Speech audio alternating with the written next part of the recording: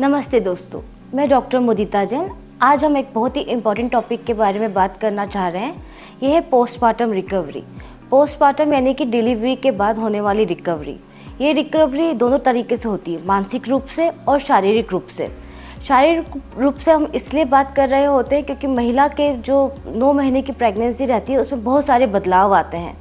धीरे धीरे बदलाव डिलीवरी के बाद वापस उसकी ओरिजिनल अवस्था में जाते हैं। तो ओरिजिनल अवस्था में जाने के लिए उनको थोड़ा सा टाइम लगता है, जिसके लिए आपको रेस्ट करना ज़रूरी होता है और अपने खाने पीने का ध्यान रखना रहता है। मानसिक तौर से इसलिए क्योंकि जब आप माँ बन रही होती हैं तब आपको दोनों इमोशनली तरीके से आप अनस्टेबल हो जाते हैं। एक आपको बच्चे का डर लग रहा होता है और दूसरा अपनी रिकवरी का भी टेंशन रहता है। तो पोस्टमार्टम रिकवरी के लिए ये ज़रूरी रहता है कि आप अपने शारीरिक यानी कि फ़िज़िकल उसके ऊपर ध्यान दें और साथ ही साथ अपने साथी दोस्तों से या घर के लोगों से बात करते रहें ताकि आप इमोशनली स्टेबल रह सकें। अब हम बात करते हैं कि हमें शारीरिक रूप से स्वस्थ रहने के लिए क्या क्या ज़रूरी होता है। तो शारीरिक रूप से स्वस्थ होने के लिए एक हेल्दी डाइट की ज़रूरत रहती है। हेल्दी डाइट की बात करें तो हमें आयरन रिच फूड चाहिए रहता है। आयरन रिच फूड के साथ साथ कैल्शियम भी चाहिए रहता है क्योंकि आपको ब्रेस्ट फीडिंग भी करानी रहती है। इसके बाद अगर हम बात करते हैं, आपको स्टिचेस आते हैं, चाहे आपका सीज़र हुआ हो या आपकी डिलीवरी हुई हो, नॉर्मल डिलीवरी हुई हो, उसमें भी नीचे के साइड में टाँके लग जाते हैं। तो इन टाँकों की सफाई रखना बहुत ज़रूरी होता है। इन टाँकों की हीलिंग ढंग से हो उसके लिए आपको हाई प्रोटीन डाइट की ज़रूरत रहती है। अगर आप वेजिटेरियन डाइट लेते हैं यानी कि आप शाकाहारी हैं तो आप सोयाबीन, राजमा, चने, गुड़ ये सब ले सकते हैं। अगर आप नॉन वेज खाते हैं तो आप अंडा ले सकते हैं, चिकन ले सकते हैं, फ़िश ले सकते हैं। लाल मांस को मना किया गया है, ये रिकवरी में हेल्दी नहीं होता है।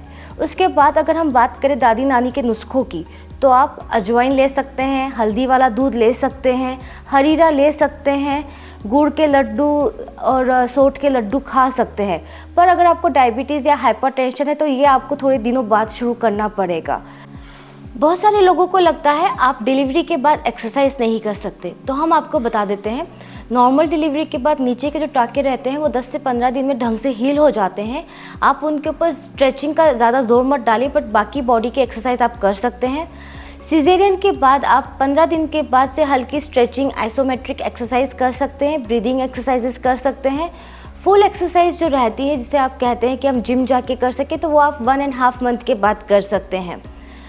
बाकी अगर हम बात करें इमोशनल स्टेबिलिटी की, इमोशनल हेल्थ को कैसे मेंटेन किया जाए, तो इसमें आप अपने पार्टनर की यानी कि हस्बैंड की हेल्प ले सकते हैं, उनसे बात कर सकते हैं, पॉजिटिव थॉट्स को रख सकते हैं।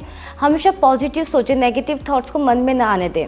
फैमिली के बीच में रहें, एक पावर नैप ज़रूर लें।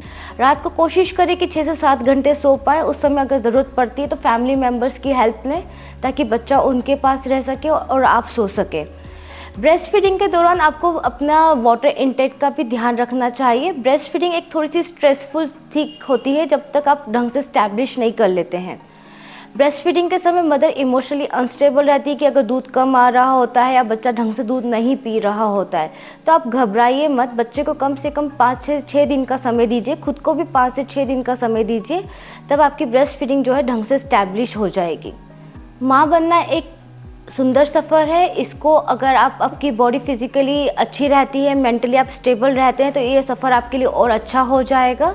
अगर आप ये वीडियो देख रहे हैं, आपके घर के आसपास किसी महिला की डिलीवरी हुई है तो ये वीडियो ज़रूर उनको दिखाएं, ये उनकी मदद कर सकता है। Thank you.